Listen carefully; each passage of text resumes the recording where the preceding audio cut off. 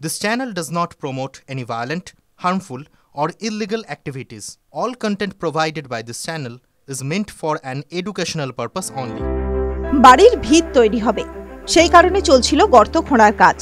কিছুটা খোঁড়াখুঁড়ির পর তুমুল হইচই, কারণ ওই ভিত তৈরির গর্ত খুঁড়তে গিয়ে মিলল সুড়ঙ্গ। ঘটনাটি ঘটেছে পশ্চিম মেদিনীপুরের পিংলার রাজবল্লভ এলাকায়।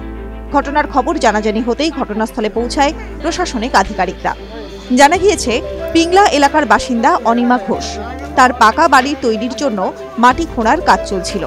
কিছুটা গর্ত করার পরই একটি সুড়ঙ্গ দেখতে পান কর্মরত শ্রমিকরা।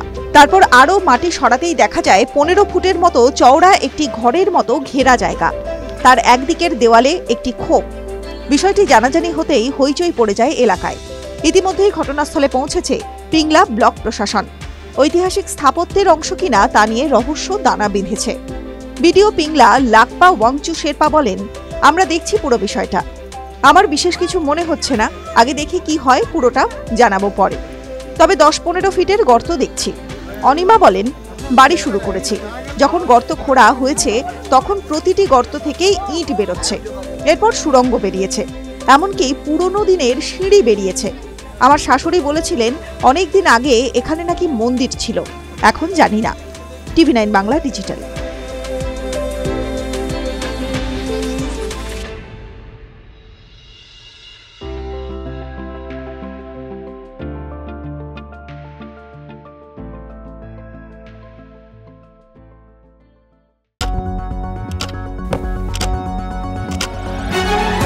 রাজনীতি শুধুই কি রাজার নীতি?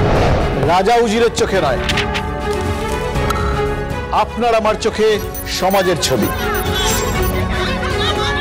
কঠিন কথা সহজভাবে না বললেই নয়। প্রতিদিন রাত 9টায় TV9 বাংলায়।